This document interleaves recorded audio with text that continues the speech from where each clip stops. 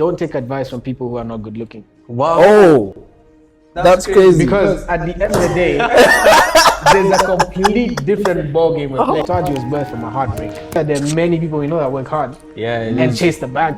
But why are you chasing the bag? It's constantly running from you. Why aren't you attracting it? You see, Mwotaji is more about impact than money. There was a time I didn't have 2,000 to my name. I was like, bro, how is it I am here with a capable mind, I'm not able to produce 2,000. That same month, something just changed in my mind and we made like 90K in a month. I gotta chase the bag, gotta hustle. That's such a poverty mentality because anything that's truly wealthy, like currency, it has to flow. You have to move things to get things. Because these are people who think, I need to make it, and they're trying to make it only within what they know. Why aren't you trying to think, okay, I'm in Kenya, how can I make money in the dollar and the euro outside of this country? All that it boils down to is radical self-belief. And so that's what even Mwotaji is the enemy of comfort is, you know, it's not about circumstance, it's not about who you know, growing up rich or growing up poor. It's about you making sure you're not in your own way. I also changed my last name. I'll get into that later. But because of my identity and myself, I know I'm not just built for Kenya. I know I'm not just built for a small vision. Beyond the pitch, who am I? You know what I mean? And that's something you need to also ask yourself, whoever is listening, like your identity should not be tied to something you do. When you tie your identity to a job, when you lose that job, what happens? You tie your identity to you're so talented in singing. Let's say, God forbid, you lose your vocal cords. What happens? You know what I mean?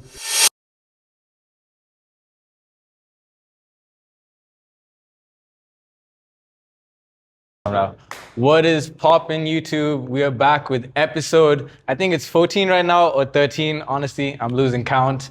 Charles still has me signed to a 360 deal. He refused me to see my family. Can you believe that? Yeah. But no, this is episode 14. We're here with an absolute legend in the building. I'm talking a good friend of mine, Muli. Doesn't need introductions, honestly. If you guys don't know about Mwotaji, like, what are you doing? Come on. What are you doing with your life? Generally, what are you doing? Appreciate the invite, boys. Yeah, for Yes, sure. feel Appreciate you. I feel honored.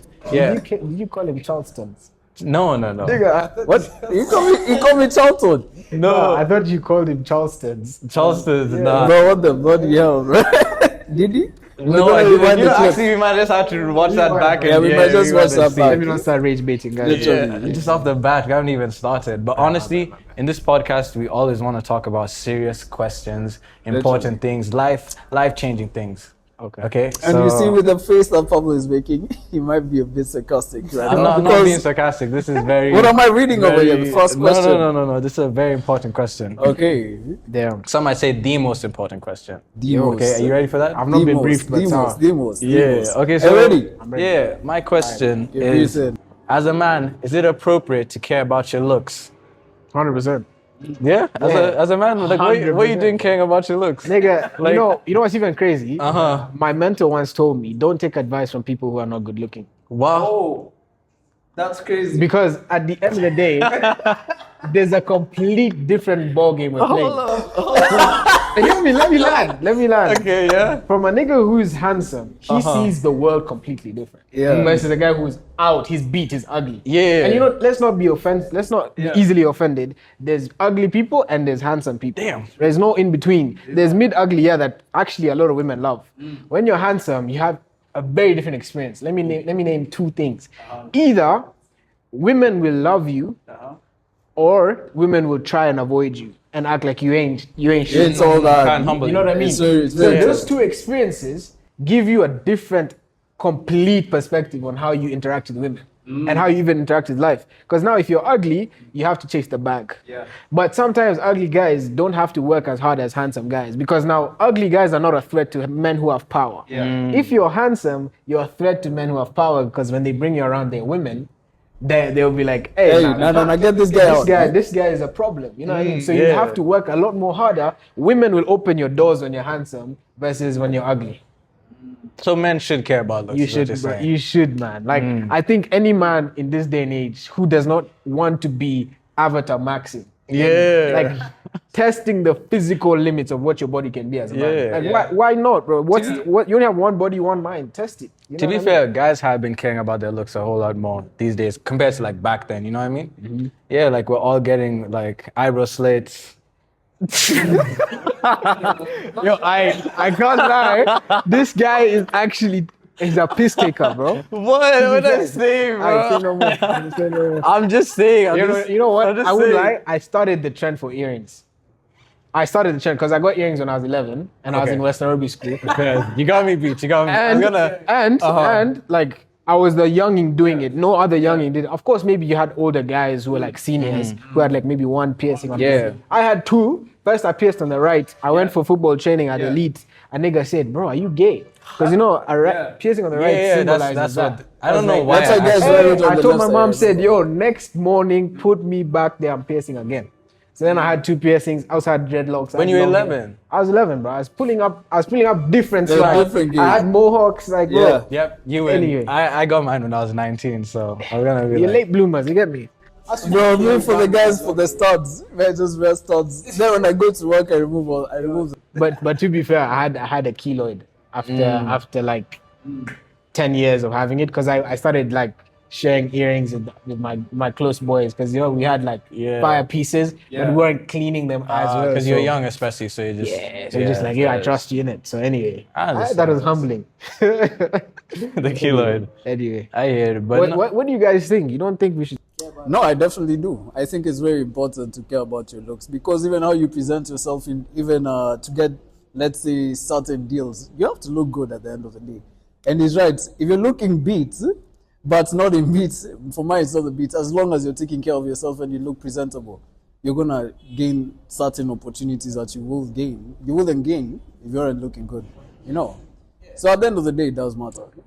I think this world is moved based on aesthetics. You know what I mean? that's the underlining, like, unfortunate truth. You're right. It is. Like people will want to act like, oh, it doesn't matter, but you'll be treated a lot more differently if based on you, looks. based on how you carry Exactly. yourself and how you move.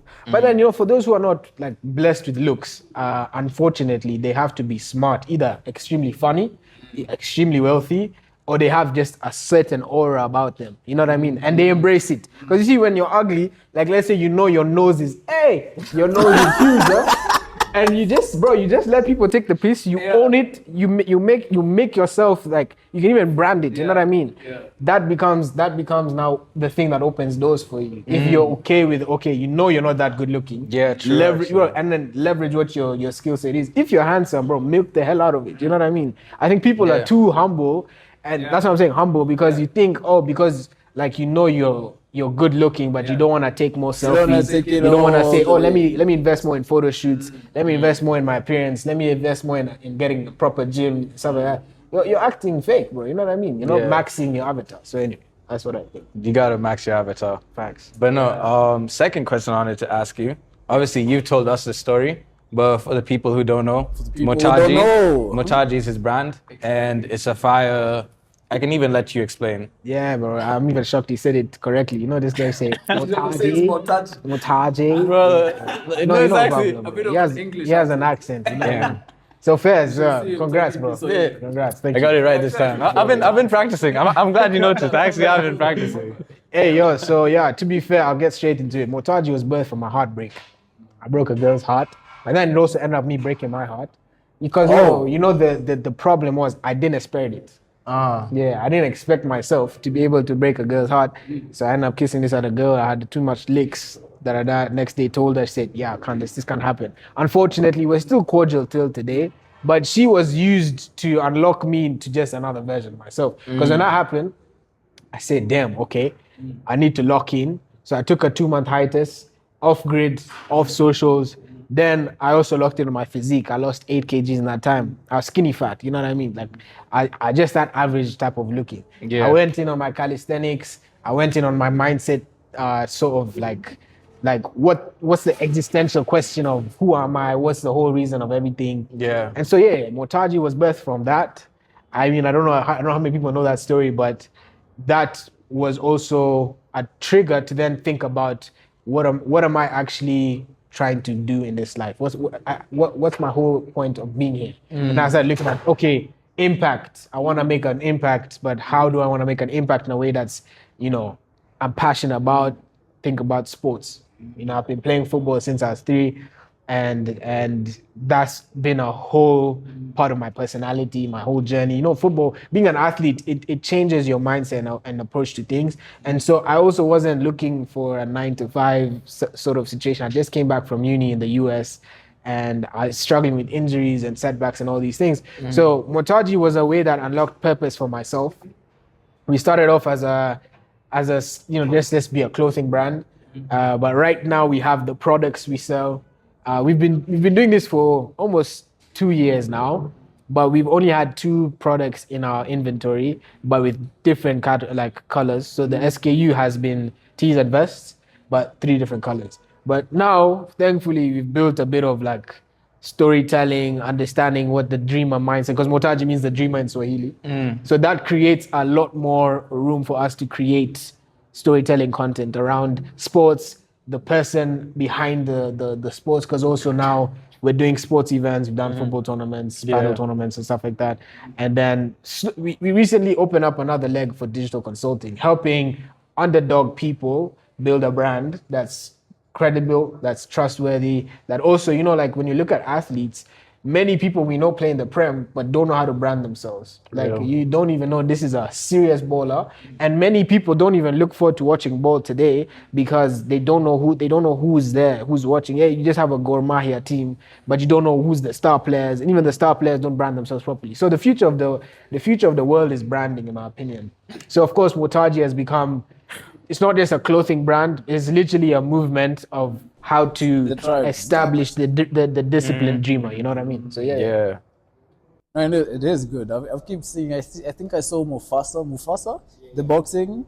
Yeah, I'm seeing it's really going up.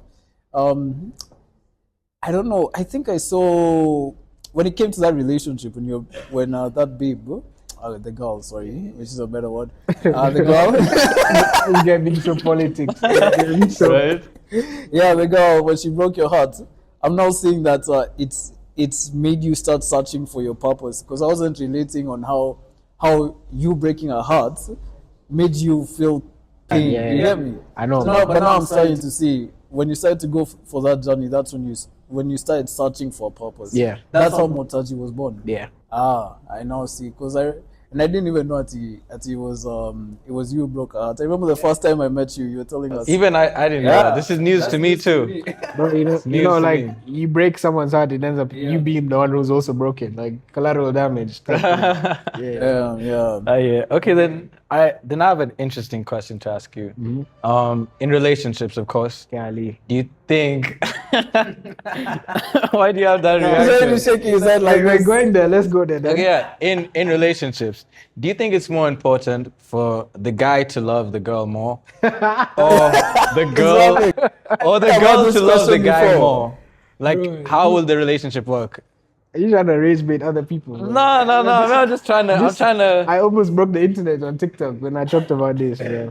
What was your answer? Say the question more clearly so they can hear. Okay, again, I'll ask it again. We'll reload. In a relationship, is it more important for the guy to like the girl more, or the girl to like the guy more? And to make it simple, we'll also answer. Yeah. We'll definitely answer. Yo, me, I went real on social media. You know me, I don't hide and sugarcoat things like that. And I genuinely was like, it's very hard for a relationship to work if the man doesn't love his purpose more than he loves his woman. You know what I mean? Because then if the man just loves his woman more than the woman loves him, what's going to happen is there's going to be so many opportunities for resentment, because the man will look like the woman is his world. The woman is everything to him. You know what I mean? Yeah. And that can also be a bit of a red flag for women, because they're like, yo, like, I appreciate how much you love me, but what else are you bringing to the table? Because if a man's not locked in on his purpose, he wouldn't even be really inspired to take care of his woman. And you see how we love as men is completely different how women love. So even when I'm talking about this, we're such different people. I mean, women and men. A woman wants to be loved through, protection, provision, and all these things. But how can a man do that if he's not locked in his bag? Get me? A man needs his woman to love him, but through nurturing, taking care of him, supporting him, not just with words, but also with actions, being a ride or die, that's when a man will commit to you. And the truth is, the man has this could be controversial. Very controversial. I've been waiting. I want to rage bit a bit because a man really is the prize when it comes to relationships. And this is going to stir. I want to stir it up. Let me just sit Background is already started. Because who's the one getting on the knee? Who's the one locking it in and saying, I choose you? You know what I mean? When it comes to dating, leave dating. We can say, women are the prize, whatever. But it comes to like serious matters of love. Many people nowadays don't even want to get married because they understand the dynamics are quite different. You know, what it takes to be a wife and what it takes to be a husband are completely different things. And so when you realize the man is the one who's choosing the woman he wants, a woman is then sitting and saying, okay, these guys want me, let me choose him. You know what I mean? She's weighing her options and choosing. A man is the one hunting and scouting who fits his sort of preference. You know what I mean? So again, I say things to poke people a bit because nowadays people are a bit too sensitive. So if I was to say something like men are the prize, the truth of the matter is, I don't want to go too deep, but a man... Go deeper. We need to know. Women came out of the rib of a man, just saying. But a man at the end of the day is one of the reasons why society is the way it is today. Because when you look at a man who is not embodying his fullness, how many fathers do you know have caused so much chaos? And then you have the daughters wilding out, disrespecting men, saying men are trash. And then as a result, those women hurt men, and then men are hurt, and then they start wilding out even more. So it's a whole cycle of a man who's not taking his own space in the world that causes so much pain as a trickle effect. So that's the reality of like, if the man isn't the one who's establishing dominance in his life, in his family, in his relationship, the whole family will be dysfunctional.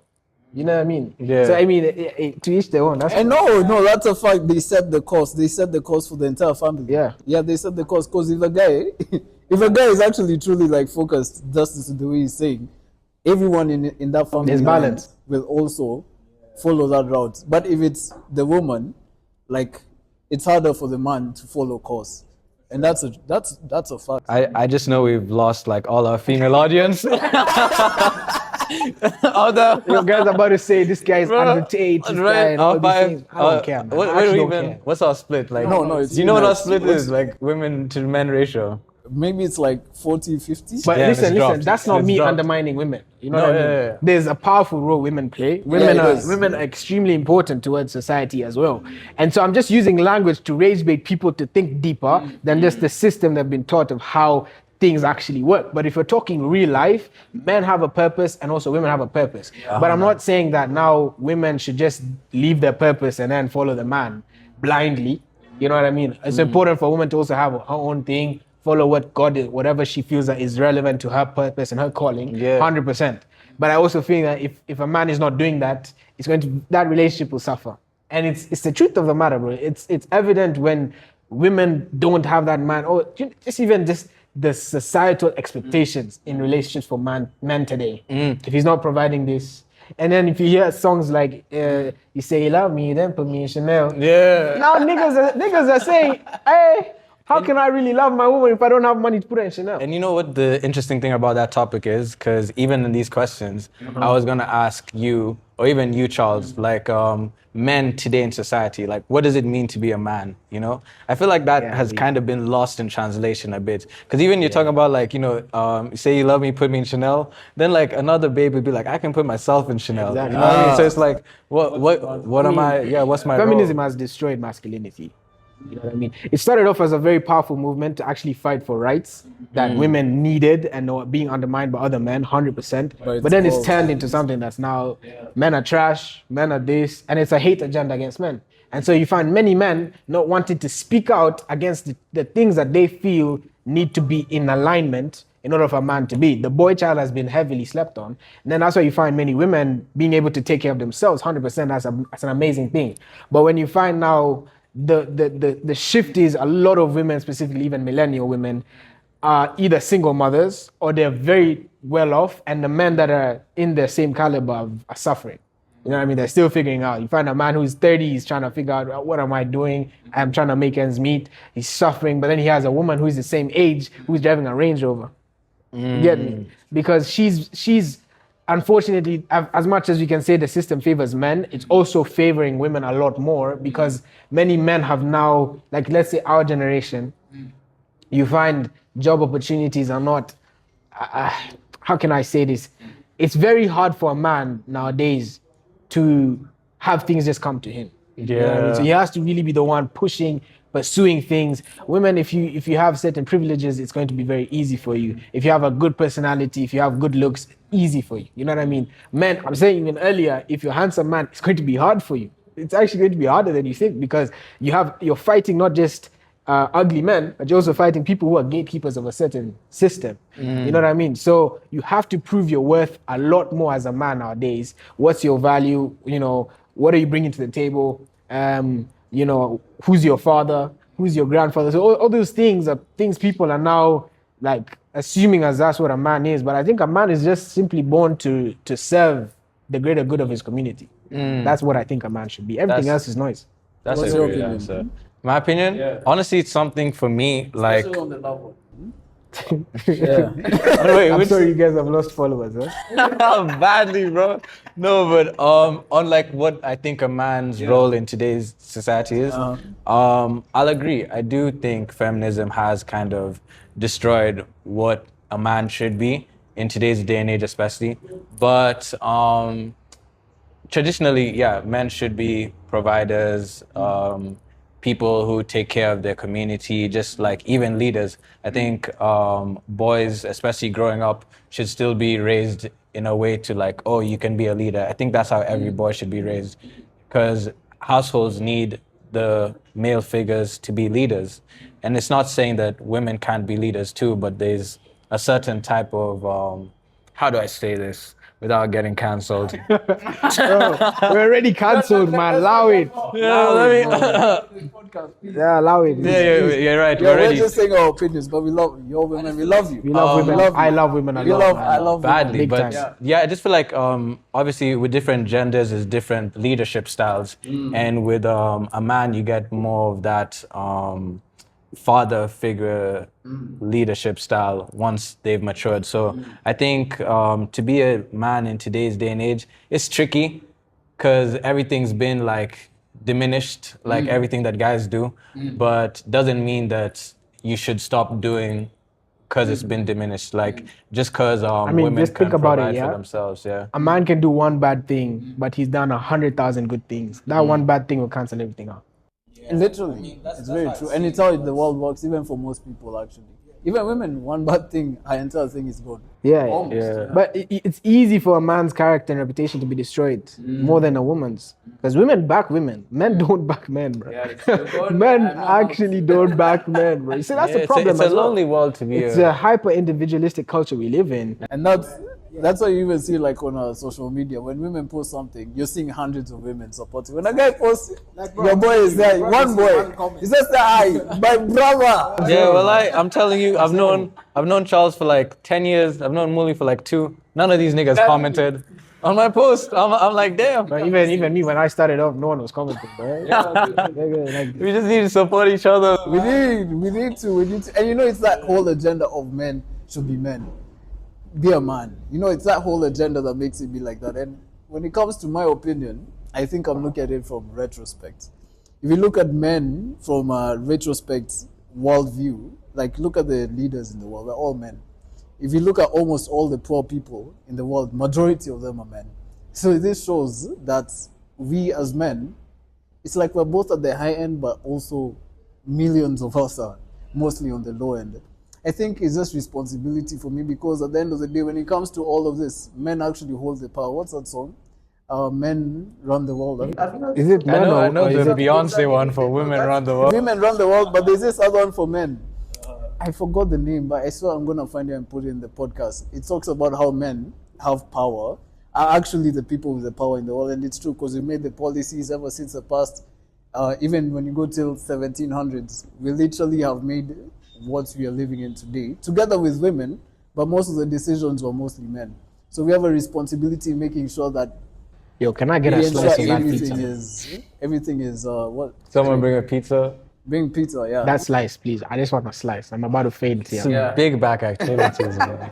Yo, me, I don't care, man. You see, niggas, Oh, man said no, say just you a want the whole slice, just thing. a slice. But yeah, So I think we as men have a responsibility making sure policies are correct and the world is fair enough for making even women comfortable enough. Pablo, do you feed this guy, man? Guys, I saw him drooling. When I bought no, this. you're right. That was bad. I was staring. I actually was staring. But I'm not even hungry. It just looked good, man. That's funny, bro. Yo, munch, man. Yeah, but My bad, you guys. Me. So yeah, main point being we have a responsibility to make sure the world is a better place as men because we technically have most of the power. Yeah, unfortunately. So why do you think we're all single except Movie? Damn. You know, we were expecting one more guest over here, but unfortunately hasn't arrived. So I guess it's more me, Pablo. so we're asking relationship advice from Muli. Damn. No, I mean you are. Yo. No. I didn't even mean it like that, bro. You are in a relationship. I'm like, dang, bro. Can we just skip that question? Yo, And it's already killing us. Pablo is trying to rage bait me, man. Yeah. I'll cry. Okay, no, give us advice, bro. How do you do it? We're taking notes, please. And as for me, who's like extremely busy, like this guy knows my schedule. Like after this, it's boom, week is gone. So when me trying to find somebody in that schedule is like so hard. We need to know. Because you're doing Mwotaji, you're also doing, you also have a podcast, I believe, yeah? And then now you're also doing events, whatever. Where did you find that time to even be able to find someone? I think that's an important question for the people who are even working every day. Yeah, I mean, you know, you make time for social events, and you just don't know who knows who to connect you with that person. You know what I mean? So I just say never stop being in social settings. You never know who you meet, and yeah, it depends on also your standards for yourself and the standards you have for your woman. I think for me, partners are supposed to be equals. So if you're doing your own thing, don't be the woman who has nothing she's doing for herself. She will just be a headache to you, you know. So with me, at least I have someone who is also doing her own thing, so it doesn't really like we don't really clash on that. You know what I mean? Of course, there's times where it's super busy and we're like, okay, yeah, we need to make intentional time to meet each other and stuff. But there's just a lot of things that align when you're on the same frequency of work, frequency of like projection of where you want to go with your careers and stuff like that. So yeah, that's what I can say. In terms of how you want to find women, you know, you can find women anywhere. So It's true. You just need to look in the right place, especially these days. yeah, but finding the right woman. That's what I was gonna say. You can find women everywhere, but it's the right woman. Yeah. But it depends on who you are as a guy as well. And these days it's so hard to find them, especially our age mates. Yeah, man. You're saying we're surrounded by young hoes, or hey, Hey, that's not my words, those were your words. I mean, we have very many women over here who are very intelligent and hardworking. I think it's just that the percentage ratio is obviously on the lower end. But it's mostly because of age. I feel like when most of us get to like 24, 25, 26, things start get more serious and that mindset starts to. so you guys looking to like date for fun, or you're looking Oh, for like, hell no. For me, it's serious. Hey, bro, me, it's serious. And now I can't play around. I cannot play around. Like, for me, it's like, let's get whatever, let's start building together, and then let's get to a certain destination. Otherwise, if I bring somebody who's all for fun, I feel like they're just going to clash with everything I'm trying to build. What about you, Pablo? man, I'm glad you asked. Thank you for asking. Yeah, okay. First of all, but Even what's a handshake? no. For me, honestly speaking, right now I'm more in like focused on finding my purpose and focusing on me. So I'm building myself up, and then when I feel like I'm ready, I'll start looking for that person. But right now I'm chilling, more of like just casual. So two ends of the spectrum right here. Literally. And then yeah, literally two ends of Right. the spectrum. How much do you think a guy should spend on a date, which is a hot topic on our podcast? Always ends up going on the sideways, and I'm seeing everyone holding their chin. You know what's so funny about that movie, right? I was talking with Charles. This guy doesn't believe in spending money on women. Generally, he says he doesn't take girls on dates. Like it's just Nah, straight. yeah. I can't believe you. Oh, straight to business. Straight to business. Oh, That's the type of okay. guy he is. Okay. You know, a serious guy. Okay. No. There's a whole misinterpretation. For me, I'll spend on a woman, but I'll spend on a woman if I honestly feel like she's worth spending on. She has to show me, that she's not. She's controlled. You get me? Not like she's a wild card or anything. It's a liability. Yeah, I'm looking for someone who is, like you said, building something. If it's somebody who's building something, somebody who has purpose, I'm gonna spend on them 100%. Because why not? But if it's somebody who's not serious, somebody who's not taking their life serious and just wants an ATM card, how am I gonna spend on you? No. It has to be somebody who's coming in to help water the tree I'm already building. I've planted the seed. It's growing, right? Come on. Shit. It's growing. The woman needs to come and help me water the plant. If she helps me water the plant, I'm going to spend on the woman because she's worth investing. So if you were to put that into a figure, how much would you spend? Bro, like on a date? On average? Yeah, like how much should a guy spend on average? Yeah, I spend on experiences, you know what I mean? I don't count like, oh, this is just a date. This is an experience of us having a good time together. When the bill comes, the bill comes. You get me? And that's not me saying I'm a big spender like that, but like you need to not be shy on having an abundant mindset as a man. Yeah, because what's money for if you're not gonna? Yeah, like you have to. I think a lot of people, young people, have this mentality of like scarcity in a subconscious level. Like, hey, if I spend this, I've lost money. You don't say, if I've spent this, I've gained this experience, and I've gained this memory to cherish. You know what I mean? Like we have such a warped mentality, and it's just like, what are you guys listening to? It's just what you think a woman has to offer is not just like, good looks, but she's offering you a presence, an experience, conversation. You think those things are not worth.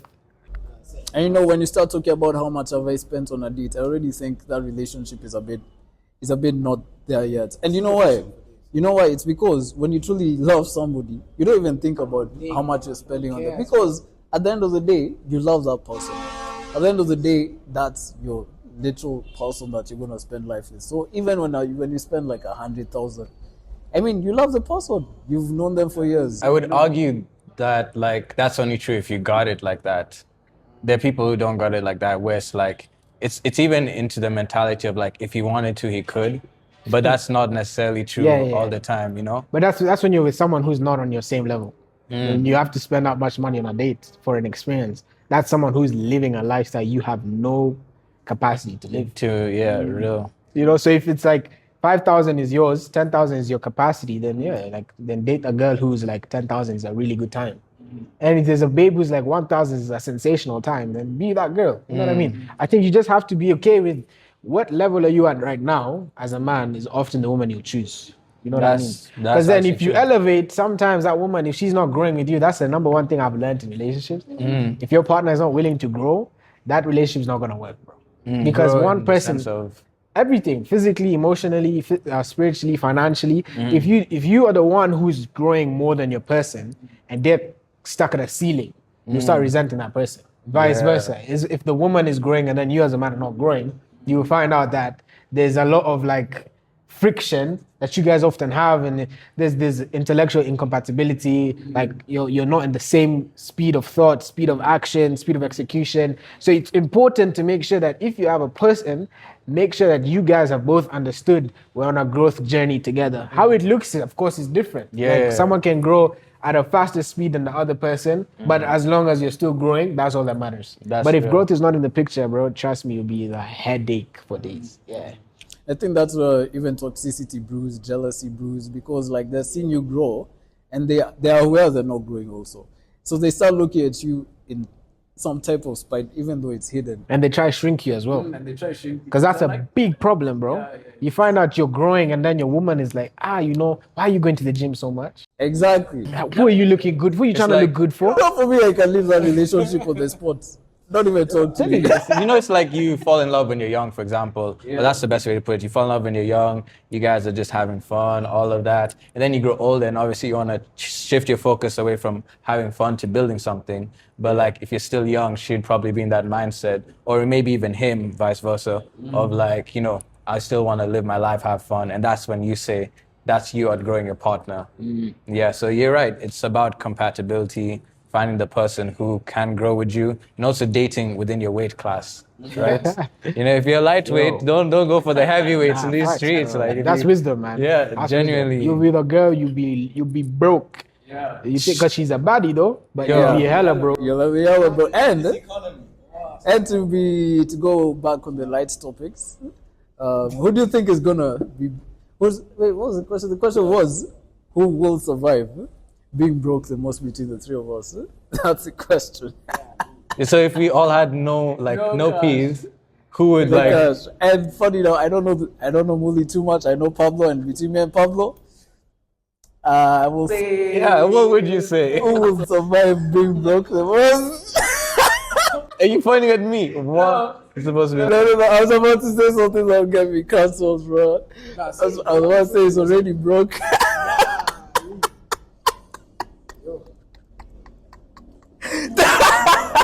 I'm sorry, literally. Nah, bro, I love you.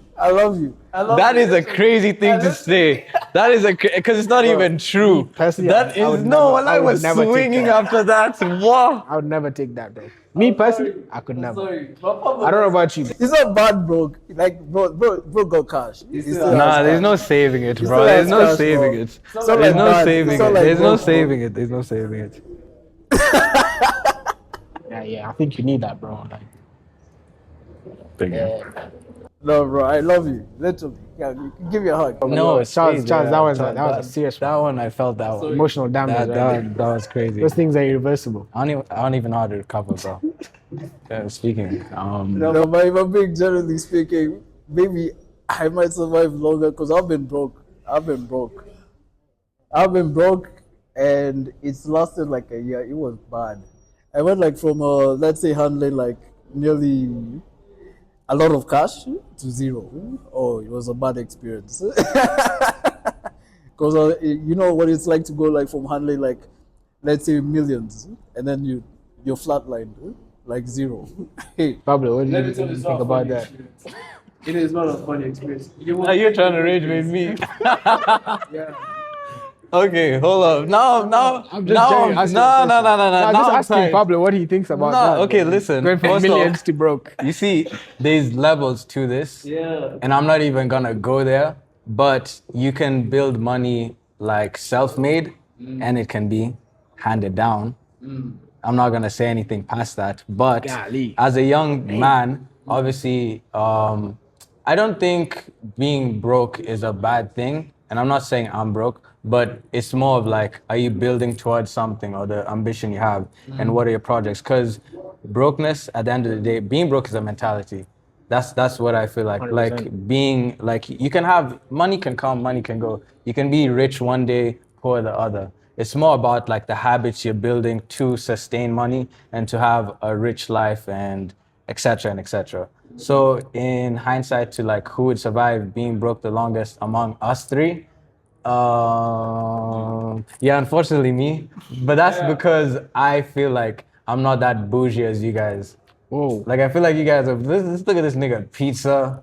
What else did you have? first meal of the Sparkling day, water. Like sparkling water. First of all, wealth is a frequency. You get me? Yeah. Broke is also a frequency. Yeah. I can have liquidity low right now, but that mean I'm broke. You get me? So that what he's saying is facts. Broke is a mindset because there are people who live in a broke frequency, and they will always have that as a reality. Yeah. But then you can be someone like me who knows, and you put in the work to have a wealth frequency. And what wealth frequency is how would you move if you have the money that you already know you need and want? You know what I mean? Carefree. You don't take things so seriously. If you're not scared of spending, you don't have fear. You know, you're calm. You know what I mean? Those are frequencies that you need to inhabit more than working hard. Because to be fair, there are many people we know that work hard and chase the bag. But while you're chasing the bag, it's constantly running from you. Why aren't you attracting it? You get me? But people don't think like, I gotta chase the bag, gotta hustle. That's such a poverty mentality because anything that's truly wealthy, like currency, it has to flow. You have to move things to get things. So I think for me, I'll definitely survive the longest because I out of my mentality, I've done a lot of work to ensure that even if liquidity is low, I'll never confess that I'm broke. Yeah, and that's also a famous quote, which is also like "fake it till you make it." You know, on some you don't I don't believe know in that? about fake it. Generally speaking, because for instance, you could be in a rich room, like everyone in this room is like a millionaire, you know, but you're not a millionaire. But at the end of the day, you're in that room. You get me? But to be in that room, it takes something. Exactly. So what are you faking to be in that room? You know what I mean? You're more or less. I get what you're trying to. Yeah, because if you're faking that you have money, I mean, at the end of the day, It you're ties like a back into shield the with, frequency. Like you It's give all off about the vibes of like, oh yeah, You should be here. I should be here. And that's what it is. Because even in faking, like if you fake it till you make it, at some point when you make it, it's like because you realize that it was never fake at the end of the All day. that it boils down to is radical self-belief and delusional self-belief. Because That is what many it people in their is. 20s slowly start giving up on themselves. I know maybe people can confuse what we're saying. They can think what we're saying is fake it till you make it means we're rich, look rich, whatever. But more of what we're talking about is mentality. Yeah. That's what we're talking Yeah. about. Don't spend money on clothes to look rich. Oh yeah, don't live past your means to like sustain a lifestyle to please other people's perception of you. Just have a high perception of The yourself. biggest investment to me financially is yourself. Because the moment you discover who you are, things come to you, bro. Things come to you. You don't go to things. Like it's a bigger difference when you understand what does it take to embody my full self, where I'm unapologetically me. Where if someone likes me or doesn't like me, I don't care. It doesn't affect me. You know what I mean? Yeah. How can I then be someone who's chasing things when I know who I am? You know what I mean? Like a lion sleeps majority of its days, but when it's hunting, it's ready. You know what I mean? And you look at nature and you see that there's a grace and there's a flow of things, but we as humans are the only species that's working hard to live in our own nature. You know what I mean? And it's a system that's built when you go to school for 12th grade, finish, go to uni, after uni, go to get a good job or intern somewhere, after that have a child or get married, after that get a family, get a house, and all that thing you're supposed to do that under 60. That's a whole system that's given to you so that you can maintain in the ceiling of what has been given to you from back in the day. But I'm not born to just do rat race things. You know what I mean? Like if you know you're born for more, if you know that your full self, because I also changed my last name. I'll get into that later.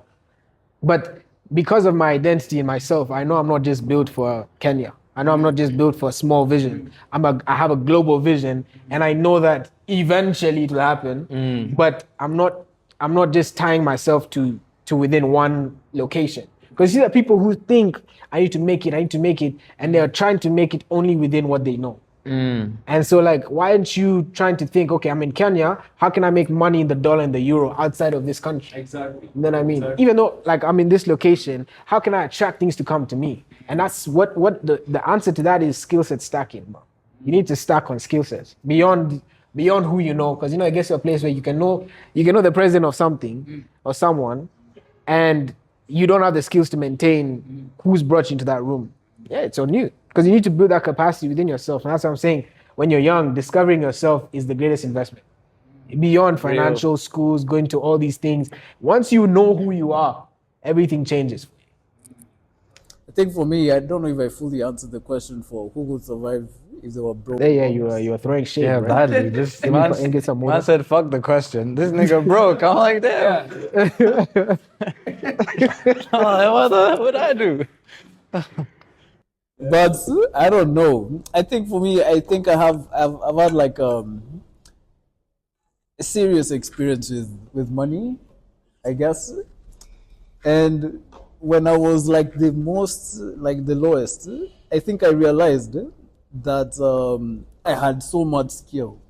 I had so much skill that I had gained from when I had cash. And I think I was at a point where when I had nothing, I started working, and I knew how to convert into money. So I think I will survive if I was broke because I have so much skill sets that I've attained to ensure that I still keep surviving. So, and also I've spent so much time in areas that are harsh. So I'm capable of going a long distance even if I didn't have money.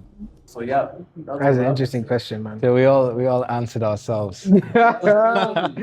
Yeah, so I don't think any of us wouldn't survive if we were broke. I think all of us over here, like Mwotaji, Pablo, and I, all of us have skill sets to be able to survive even if we didn't have money.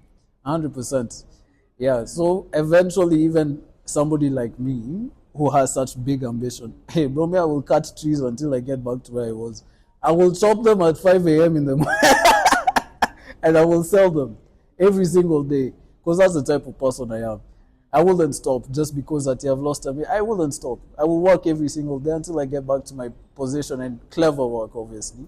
So yeah, that's that's my answer to it. Yeah, honestly, you guys give great answers. I feel like you guys would be good dads.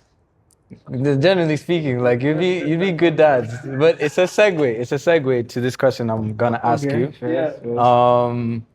Obviously, now in a world you guys are fathers, you have your wife, you have your kid. What are you doing if you find out your kid has no motion? I'm talking your kid is getting bullied in school. Your kid had a birthday, sent out invites, one person showed up, and then left after 5 minutes because no one came. Yo, Pablo, these extreme questions.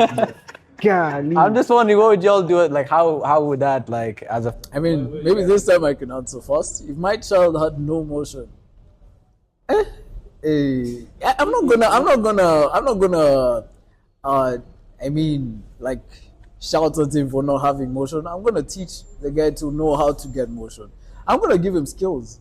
Like, I'm gonna teach him how to survive. I mean, automatically when you give like your kid skill sets and emotional maturity, eventually he's gonna have motion.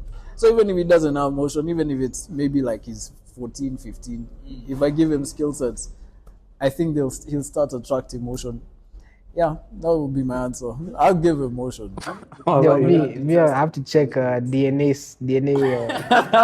This is my kid, bro. That's not my kid. Hell no, this ain't gonna be my kid. Yeah. Because but my blood is the blood of an ambitious person. It can't not trickle down to him. You know what I mean? Yeah. And with how I've been as an athlete from a young age, I'll raise my child in sports. Sports will teach the child everything they need to know about life. Real, yeah. Because at the end of the day, there's things of hunger, determination, drive, discipline, grit. Those skill sets, even when he's like 13, 14, if he doesn't have much motion, eventually it'll pay off.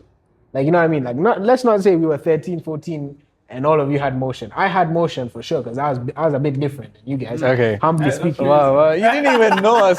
This guy didn't even know us. No, because what I was saying is like a guy like me having earrings and okay, all of a sudden. You see what that does, wow. and then also being one of the best footballers in the school as well. That creates motion. So you see, if you're an athlete and you're young, that's one of the biggest motions as well. Oh, you're maybe talented in a specific sport. I don't know if you guys have talent. But let me know. Kumbe, this episode is just firing shots. Bet. Let me cool it. Don't let me get started. My bad.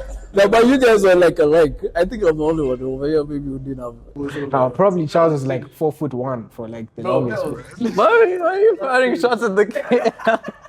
No, okay, you see. No, even me, I was short, right? I know I've reached my ceiling, so I've embraced it. You get me? I'm 5'9" on a good day.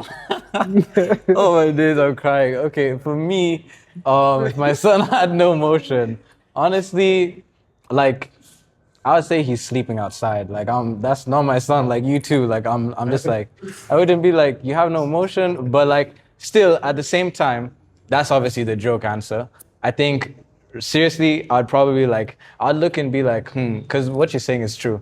Not everyone has motion when they're young, and I don't think it's something that like, oh, if you don't have it now, you won't have it later. Yeah, 100%. You get what I mean? So it's more of like, I'm gonna probably have to like, after I just peep that, damn, my son really has no motion. But in fact, I think I'm the only one between you guys who didn't have motion as a kid. that makes me an understanding parent. Like I can look at my kid, Bro, even 18, no motion. Like bro, maybe 19, 20, you might have crazy emotion. We can talk about Mwotaji.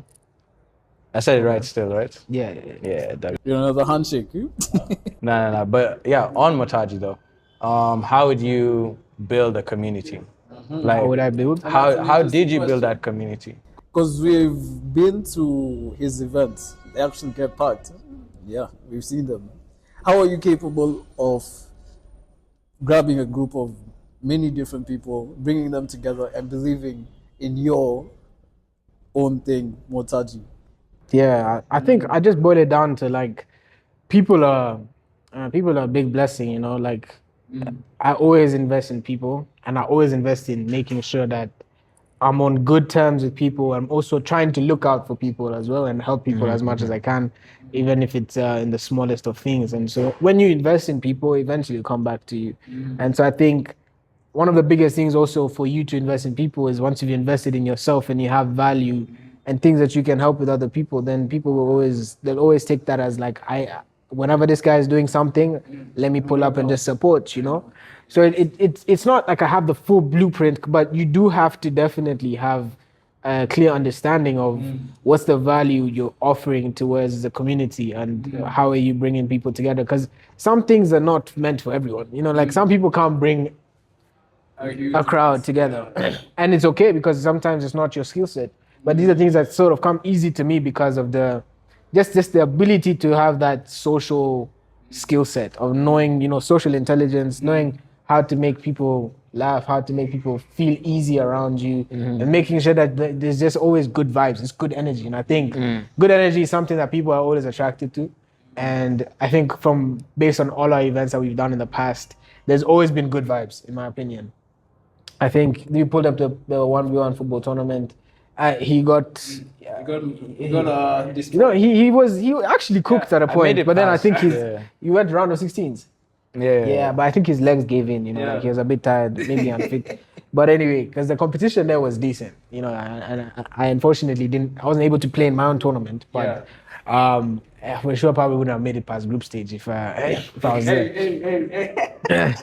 But you know, at the end of the day, I think the moral of the story is just good vibes and having something to offer a community. I think that's the only way to build something, and we're still building. Like we're nowhere near established what I envision for the brand. Like there's so many more things I want to do.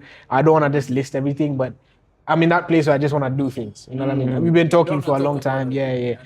I've been talking for a long time. There's a lot of things that we have coming soon. Like we have a new collection coming soon. If you see my t-shirt, my sweatshirt, don't be jealous for too long. Like it's coming soon on the market. And we have some other tees. And, you know, there's a lot of products that we've been doing that we're trying to now diversify. So, of course, for me as a founder, there's been my biggest battle is product diversification. That's why I went to China, because the products here, specifically in the sports market, are such low quality that I wouldn't even want to sell this to anyone. So that's why I did those, you know, I traveled a bit and made sure that I expand my mindset to just see what's the possibility of what can we bring back home, and also what can we bring to the global standard that's decent, but also has a powerful meaning. You see, Mwotaji is more about impact than money. I'm not chasing money with it. There was a time I didn't even have 2,000 to my name. And I was just pissed off. I was like, bro, how is it I'm here with a capable mind, I'm not able to produce 2,000? You know what I mean? I got pissed off and I said, nah, let me look at what I can do to like make money. And then that same month, something just changed in my mind, and we made like 90K in a month from this product, simply this product. Now we have other things that we're making money from monthly, but at the end of the day, I looked at myself, and also, of course, you guys being founders, you'll also understand that like if you're not in the right frequency, you're not really going to be able to have a successful business. Because sometimes it's about who you become in the process of becoming that business owner. So I think for me, I've realized that like I need to really invest in myself. How can the founder of a brand known for dreaming, known for sports, not be very active, not be very, scary and dangerous in terms of like me, my enemies is comfort. And I think people know that like Muli's enemy is comfort. I don't think anyone should befriend comfort. That's just you befriending your own poison. Because the moment you start becoming comfortable with just being average and just doing things, or you want to wake up one day, you don't feel like going to the gym, the next day you feel like going to, you're just moved by your feelings, you're moved by emotion, you're not moved by something bigger than yourself, you'll never become the best version of yourself. And so that's what even Mwotaji is the enemy of comfort is it's not about circumstance, not about who you know, growing up rich or growing up poor. It's about you making sure you're not in your own way, and by doing that you fight the enemy of comfort, That makes your brand really powerful. I love it. Yeah, can I get a shot? Do you want it signed as well? Yeah, please. I'll be going with Mwotaji to the gym. Yeah, soon, bro. I'll plug you guys. Yes, I know I need to send you some merch as well. apparel. But on that topic still, you talked about how you played football when you were younger. Being an athlete is something you've always, been. Yeah. How is it going from being an athlete to not even, being able to do, I guess, some of the basic athletic things when you go through a bad injury like you went through? Yeah. Like, take us into that mindset of going through an injury but not letting yourself go. Yeah, man. I think when I broke my shoulder, I was in a very dangerous mindset, because before that, I think I was just getting very much locked in to start pursuing pro football again, and me getting injured while playing football in a league was like, what is God trying to tell me in this season? You know what I mean? I felt like this was like one of those setbacks, because I've had so many setbacks, man. Like, injuries have been something that, unfortunately, I've been a bit injury prone. As much as I am talented, that has also been a big setback for me. So I've also had to develop the mindset of, beyond the pitch, who am I? You know what I mean? And that's something you need to also ask yourself, whoever is listening, like, your identity should not be tied to something you do. Because let's say you tie your identity to being the son of a very important person. When he dies, when that happens, when you tie your identity to your job, when you lose that job, what happens? You tie your identity to you're so talented in singing. Let's say, God forbid, you lose your vocal cords. What happens? You know what I mean? So you have to tie your identity to something bigger than yourself, something bigger than something that's materialistic. Exactly. I'm big on that, because I think those are the things that carried me through the injury, because I was like, you know what? First of all, I don't want to get fat. For real, that was a big thing. I'm like, when you're injured, you can't, because your shoulder, it's a joint that you move through. Like, we make so much motion with shoulders. Like, not having it then, it being in pain, it slows you down. So you can't, walking was also a little bit of a struggle for me as well, until after like 2-3 months. So there were those seasons where I was just really like, man, I need to really be careful to not let myself go, because injuries are seasons, and I think it's also trying to identify what is this season trying to teach you in life. And what I learned from that injury for sure was I was moving on such crazy speed, because I'm a guy that if I have an idea, how can I execute this as soon as possible? Let's not even think logistics. Let's just dive into it. Like, even when I went to China, I planned it for a month. I'm not a guy who needs a year to plan. Let's plan ahead. Let's do this. Let's save this. I say, let's jump in. Let's do it. So that also taught me to slow down a lot more, because you need wisdom to then know, okay, are we moving at 100% speed? Maybe 20, maybe 50. What's the necessary speed to move in this season, so that we can make sure that we're utilizing what this season has for us? So I think for me, the biggest thing was learning to slow down, learning to appreciate also I know it's cheesy, but appreciating the things that you often take for granted. Like, nigga, I couldn't lift up my arm to wash my armpits. You know what I mean? That was like a mental humbling thing. What you're saying is so true, because we don't realize how life is so different for people who can't even they don't have a hand. Like, for them, it's so big how much they wish just to get that hand back. It's so massive. Or even that person without a leg. It's real. It's real. Like, we take this as daily basics. You wake up one day, you're healthy, but then the next day, you never know what can happen. God forbid a bad accident happens to you, your life can change. And so what you're saying is making me realize, did you have like an identity crisis when that breakup happened? Yeah. And then now that's when you attached yourself to that bigger thing than you. I see. And what I'm saying is because I think also I had something similar. I used to believe that my purpose was this, and then something happened, and then I had a whole identity crisis. And then I realized, oh my God, I truly think my purpose is this. And that's when I formed something even bigger than me. I think that's how it literally happens, I think, to many people when they achieve that purpose. Yeah. I think it's either you have a tragic moment that wakes you up and you're like, damn, okay, let me get my life right, or you're stuck in your ways. You know what I mean? And then many guys stuck in their ways. There are many guys who put ceilings on themselves, self-limiting beliefs. I can't do this because I can't do this. I'm in Kenya, I'm in this region. Maybe let me think in this region. And it's not meant to be like Yeah, like why not you? It's how can I go to Canada, UK, USA while I'm in Kenya? You know?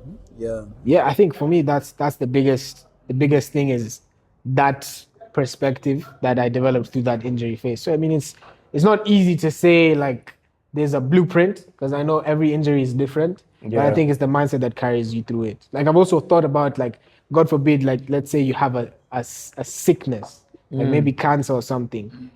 You know, a lot of people fight cancer because of their mindset. A lot of people lose to cancer because of their mindset. You know what I mean? So it's like, how strong are you with your mind? Me, I'm not saying I want to be God's strongest soldier. Because that in itself, you have different battles you fight, man. But when you have a high calling, there's these things that you just have to fight, you know? So everything has a reason, everything has a lesson. Every season has to open your eyes towards something big about yourself. You never really know what you have until it's gone. So Sadly. Yeah, it's about being grateful too, about everything in general. Because prior to the injury, like you're saying, you didn't even like think of the basic necessities like washing your armpits until you couldn't do that anymore. So yeah, it really is. It's a tough thing to go through. How do you stay grounded with all the attention that usually comes your way, especially when it's the views, the comments sometimes? Because obviously we all know movies on TikTok. We're also interested because we're garnering some attention, even though we're not at that location we want to be at. How do you stay grounded, not prideful, not egotistic, but grounded, despite of the amount of because there's some guys who get like. They get like 10,000 views and then next thing, oh yeah, I'm the king of the world, you know? Dude, like, I think for me, the biggest battle is fighting the need for any form of validation. You know what I mean? I don't pursue external validation because the same people who would praise you are the same people who will destroy you. You know what I mean? Once you realize that, you become so free because I don't care about an opinion of me that's like, Muli, this guy is cocky. Or this Muli guy, you know, he talks too much. Yeah, Fez, that's your opinion of me. Does it even move me a bit? That's what I'm fighting. You know what I mean? And then also when someone praises you and says, yo, you're so cool, you're that guy, how can I be like you? I say, yo, chill. You know what I mean? I don't let someone's good opinions or bad opinions affect me. I have to stay neutral because if I let someone gas me and I'm so high because of that, then anything that person says that I don't like can also destroy me. So you have to make yourself very rock solid in terms of like dying completely to any form of validation from people. Any form of people-pleasing tendencies within you has to die. Because you see, I don't care if I get a video has 1,000 views, a video has 100,000 views. I don't care. You know what I mean? Like it doesn't move me, it doesn't add me, it doesn't make me someone who's like, yeah, I'm that guy, I'm an influencer. I mean, I can move the masses. I couldn't care less. You know what I mean? Because I'm building myself to a place where I'm doing things for bigger impact than just views. I mean, views is cool, it's fine. I'm not going to act like it's not something that's important, but it's not something that makes me.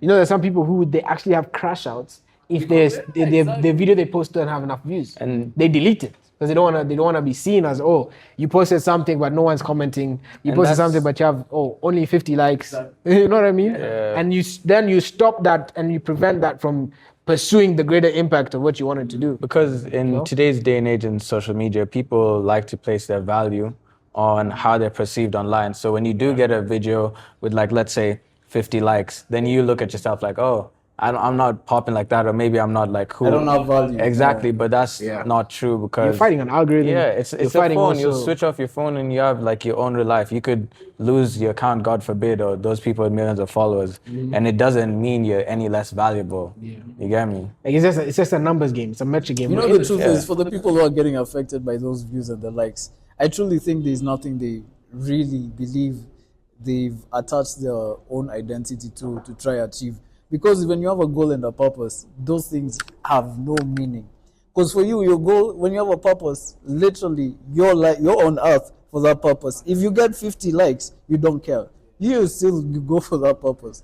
Like that's your utter reason. But you see for also, bro, existence. like Yeah. the identity crisis is something that's plaguing this generation. And I say crisis because it's real. Many people are building their like you build your opinion based on social media comments. Do you understand? Yeah. You know how like low effort that is because you place the opinion of other people high like this, and then yours is all the way here. So you're watching a video, you're scrolling and simultaneously looking at the comments, not asking yourself, what do I think when I'm watching this video? What is my own opinion of this? You know what I mean? So if you like a video and then it's controversial and you look at the comments and they don't like the video, then you're like, oh yeah, maybe I don't like the video. Yeah, true. Yeah, it's like, so yeah. true. Yeah, It's because so now you true. see, I say things on social media. You'll see from 1 minute, people will say, this guy is talking nonsense. This guy is doing this and that. Then 100,000 people will join that bandwagon. But people don't have the independent thoughts to ask themselves, what do I actually think about this? Exactly. And you know, that's why I usually like showing people. When I show people like maybe a thing I want an honest opinion on, I don't let them see any of the comments or hear anybody else's opinion. I show them, what do you think about this? And then I hear a raw reaction. And it's but rare, now it's rare. when they read the comments or somebody else's opinion, it can starts to change. switch. I think you just have to be like so sure of yourself, and then even when asking for people's opinion, have like your select few of people who you listen to. You can't listen to everyone You can't. because it's just gonna mess you up. That's even coming back to this guy Jovi. You remember I was watching we did an episode with Jovi, a big Cameroon artist. He was saying that when you listen to people who love you and people who basically care about you, their opinions come from a place of love. Biased. Yeah. It sometimes comes from a place of love. I think the biggest success characteristic trait is being able to take critical feedback. Exactly. That's You need if to you be can't. able. You need to be. You need to be able to get people, and they tell you at this is how bad this is, and you need to be comfortable with it, and you need to take it. All you have to do is gauge: is this guy being biased? Does this guy hate me or not, or is he being truthful? And your heart will tell you if this guy is being truthful. If he's being truthful, take it like a man. And People take things too personal nowadays. It's a soft generation. Why not? Yeah. why not? Let soft me tell you, generation, it's the truth. if you give me 1,000 people who are honest, people giving me feedback that's negative, I will take it all, and I will use it to improve my stuff. And some people won't do that. They'll let that destroy them, you know? Exactly. You need to be able to take it and improve everything. Like, it's a gift. For me, that's a gift. Because you're showing me what's wrong, and you're correcting me. Like, yes, I want more of that. Yeah, and like this best people who tell you that, yeah, no, this is good. That time, deep down they know that it's terrible, and they're telling you it's good. No. Yeah, but back to the topic of how you not let it get to your head. My opinion is everyone has like their 15 minutes of fame, you know? Like everyone who's been popping, who blew up, came from nothing, you have your spotlight moment, like what goes up must come down eventually. So when you have that 15 minutes of fame, it's more of like just living the moment and not trying to, I think where people kind of lose themselves is they now develop like, oh, this is gonna be it forever, like I'm gonna be forever popping. So they develop an ego, and then they always like chase that, like, you know, the most views, the most this, the most that, and that's when they become prideful, yada yada. But if you acknowledge that, hey, I'm popping now, I won't be popping forever, then you'll be humble. You won't let it get to your head. Yeah. 100%. That's yeah.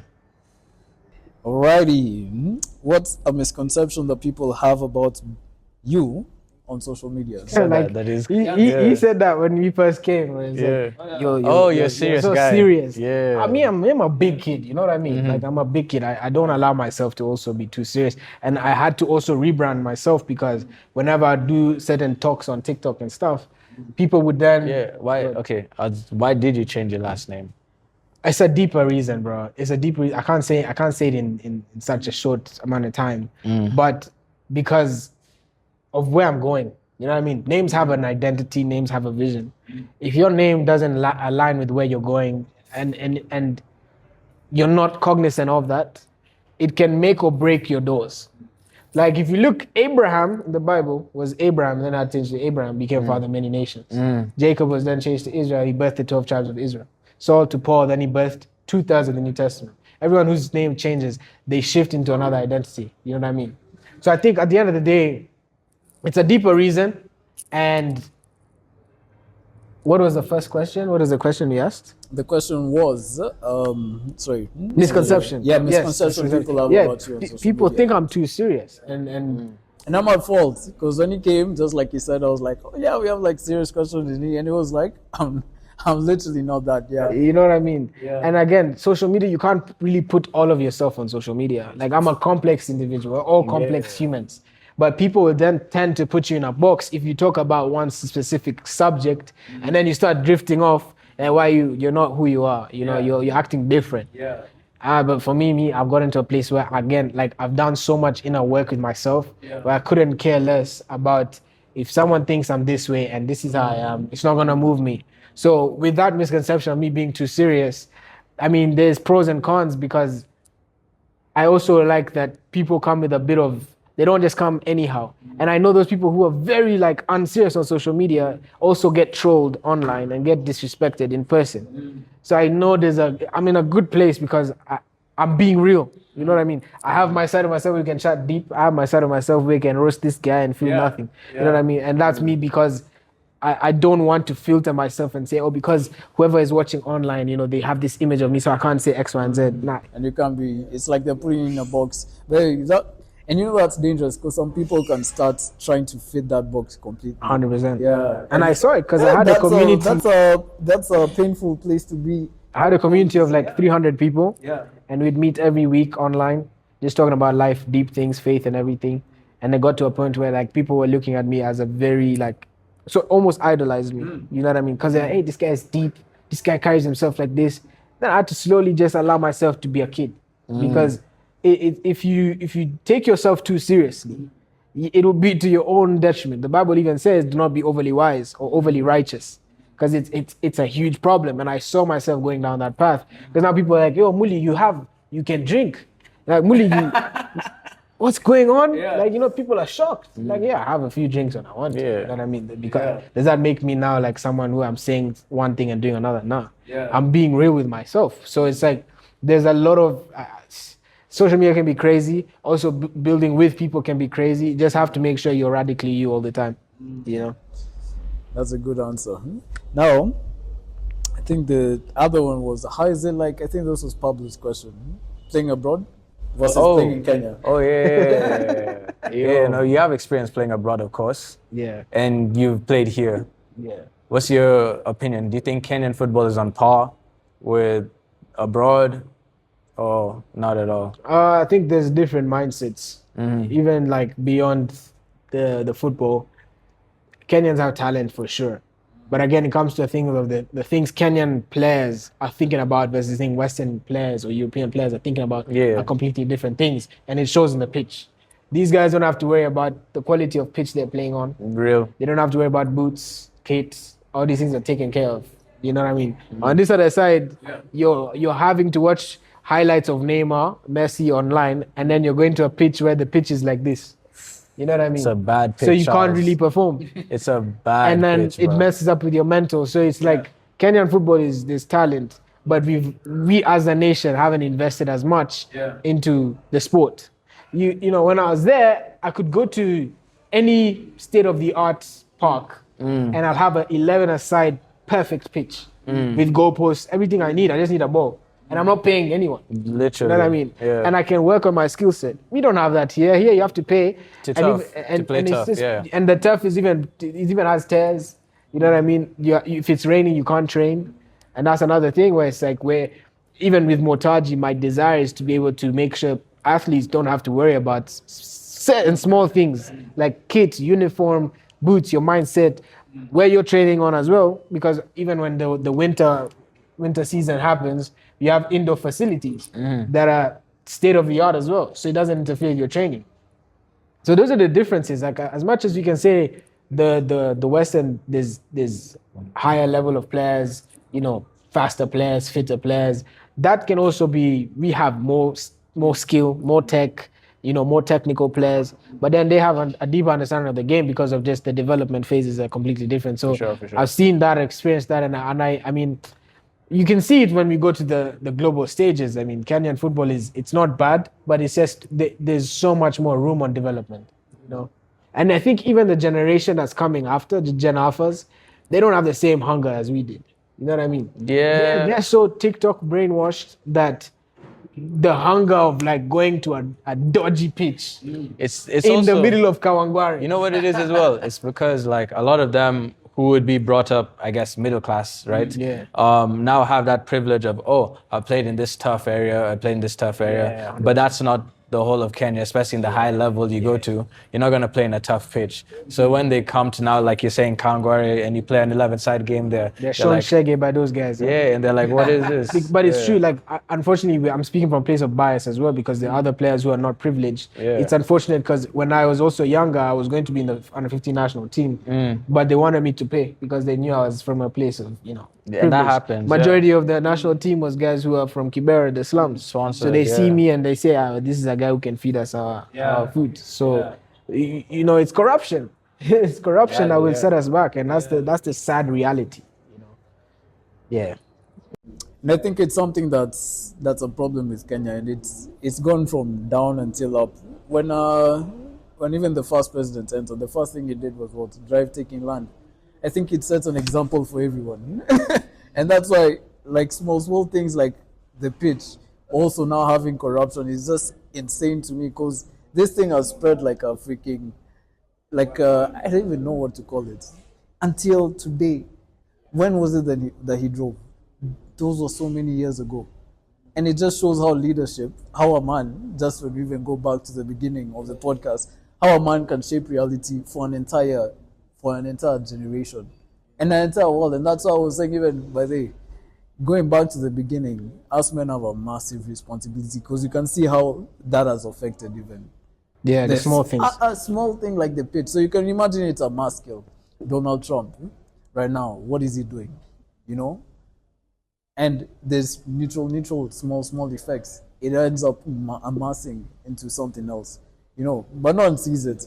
And I think that's why men have such a big purpose of making sure everything is aligned, because we hold the power, unfortunately. And that's just such a good example that's been brought up right now. Corruption. Kenya is literally one of the most corrupt places just because one person drove. Imagine, that's nuts. And going to the next one, I think you kind of answered this one. It was something about the shoulder. Yeah, he answered that. You leave my shoulder, man. So now we're gonna go through a deep dive, and I love this question. It goes something like this: do you think people use fun as an escape, or is it actually a way of living? Is this quick fire? Yeah, we can. I think sometimes it is an escape, because what are you doing on Sunday in the club at 10 a.m.? It's true. Is that actually fun? Or you're trying to change? Like, why don't you want to be in your house? We hate home. We hate home. As much as the guys make money, do your thing, you're drinking at 7, 8 in the morning. You're going to be drunk 3, 4, 5, 6 p.m. That's a horrible lifestyle, in my opinion. I'm not shading anyone who's doing that. That's your version of fun. So, but what are you running from?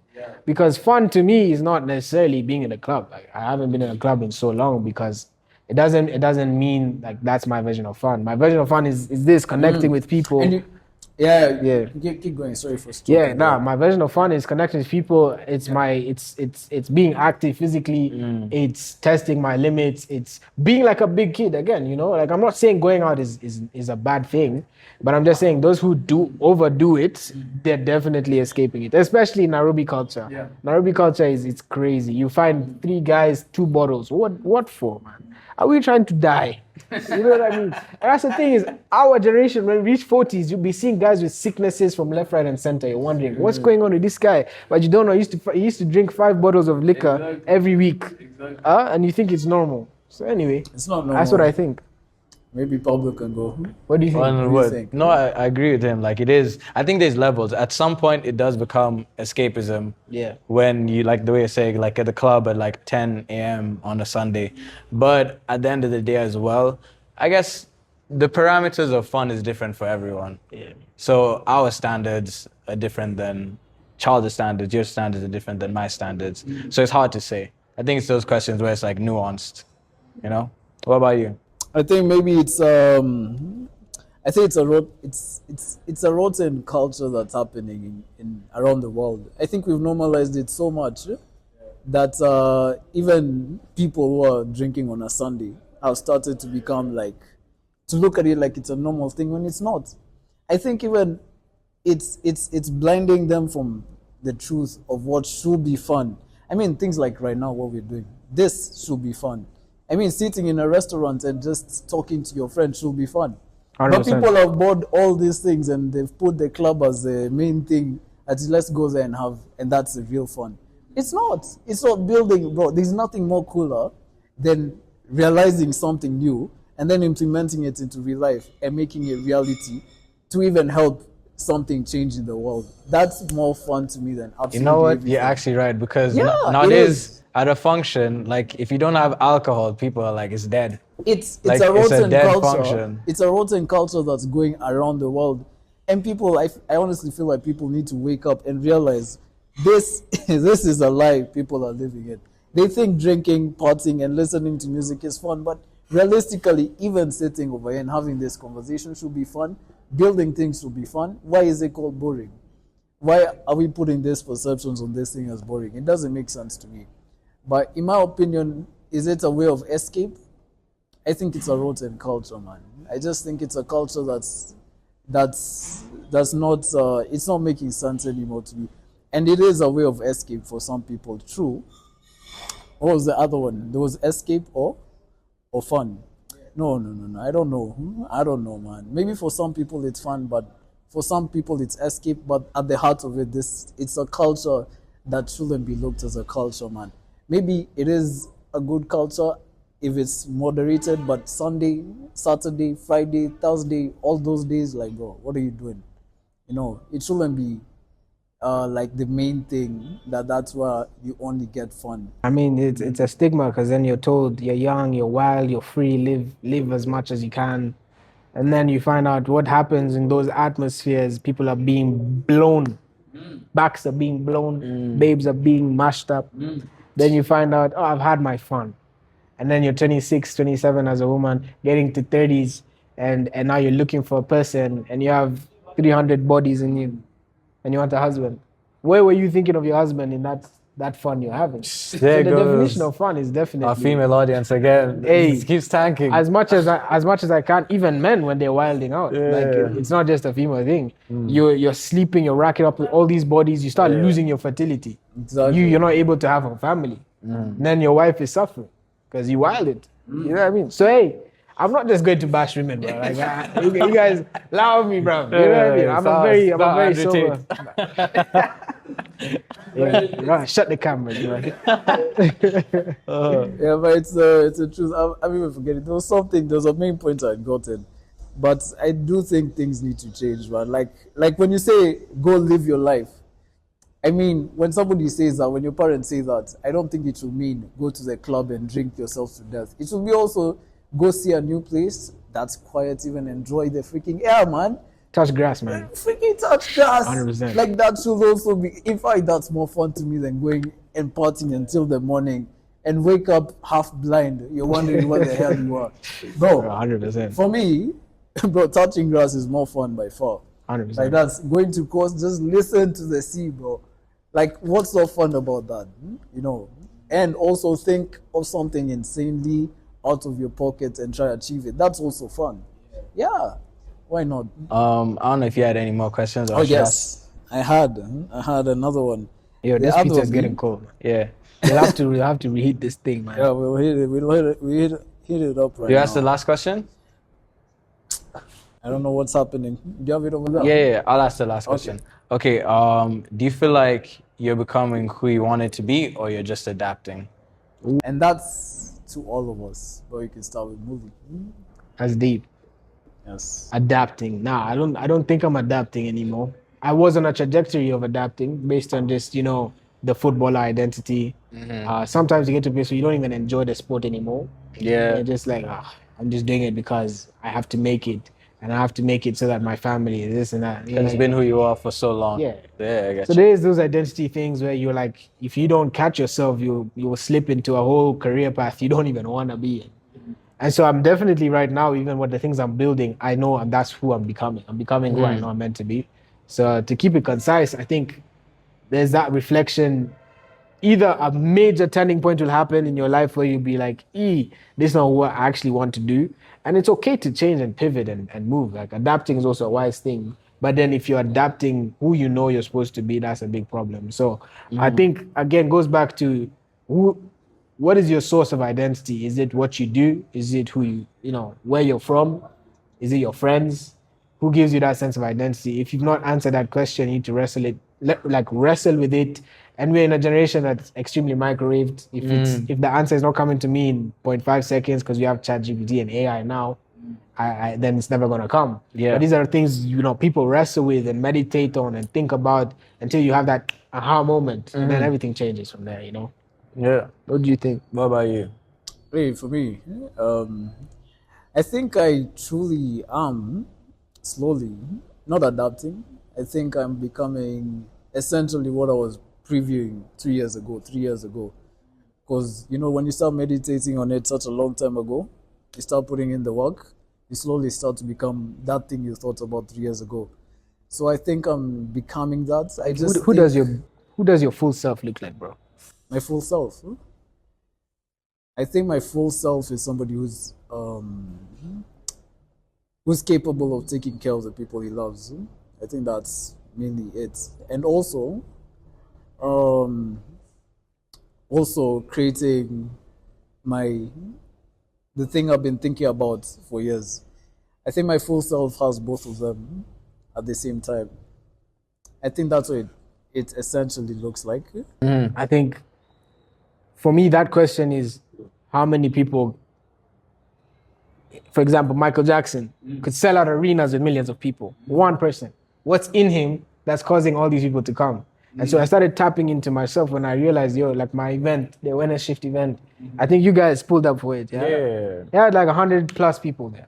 And it's like, I would have never thought I could bring 100 plus people if I didn't try. If I didn't be like, okay, let me organize, see what this specific topic and value can attract. And so it's about what does your full self, what's the potential? Can you sell out arenas with what's in you? You know what I mean? So those are questions that whoever's also listening as a viewer to think about. Because there's no limits unless you put it on yourself. But what do you think? 100%. What about your answer? Sorry, man, that's the podcast day and me coming on, bro. No, we love it. He has his own podcast. Yeah, Are you still active? Rebrand. Rebrand. Well, let's hope. We'll put the link in the description just in case. But honestly, for me, I feel like I've always been sure of myself. It's nothing I've ever questioned. Like from the jump, people who've known me from way back to even now, I've done a lot of growing. And in life, you have to be susceptible to adapting. Because life will come at you fast, you can't be so you can't take everything on, sometimes life will punch you, you'll get down, but you come up. That's when you know yourself and you know the direction you want to go. So I've never really felt like I've been adapting. It's more of just when I'll get to where I want to be, because I know I'll get to where I want to be eventually. So I don't know how to answer that question. I've always been sure of myself. I think maybe to wrap up mine, because I'm not sure if I feel like I truly answered it. I think I might be becoming the person who I want to be. I think I've had identity changes in the past, and I shifted, and I saw what I wanted to truly become, who I will be essentially at my top self. I don't want to even speak it because I wanna try get there. I just want to put in the work and see if it happens. But also vibration has a powerful way of attesting itself into, manifesting itself into becoming real. So myself at a full potential will be entrepreneur with maybe a lot of businesses, essentially. That's what I look at. So yeah, that would essentially be the path I'm even on right now. Because Pablo knows I'm working every day like a madman. Essentially that's what it will look like. And God willing, it happens. And God willing, I have that strength to get there. Okay, that's great. We all feel like we're becoming who we want to be, and not just adapting. But yeah, guys, that has been episode 14. Yeah. 14. How long was this? I don't know, bro. Still recording. But episode that's 14 crazy. That was of good. the What Even podcast. Shout out Beerbirds, where we're at right now in Prestige. Prestige. I'll need say to it do a again. take two? Another take two. There. Okay. Is my mic still good? Yeah. Yeah, okay. thank God. Guys, that has been episode 14 of the What Even podcast with Muli. We're in Beerbird's restaurants at Prestige. Make sure to come here. They have great food, great ambience, great vibe. And yeah, like, subscribe, share. That's all I gotta say. Any closing words? Hey, thank you guys for having me, man. I didn't think it would be like this, you know. Yeah. You guys have a lot of depth towards you. I appreciate it. I never expected the conversations to go, you know. They are now at 30 is a long time, but anyway, it's been a good conversation. I'm happy. Cheers. Cheers, Thanks, bro. guys, for Cheers. Cheers. And that should And that's be it. Peace. Yes, sir.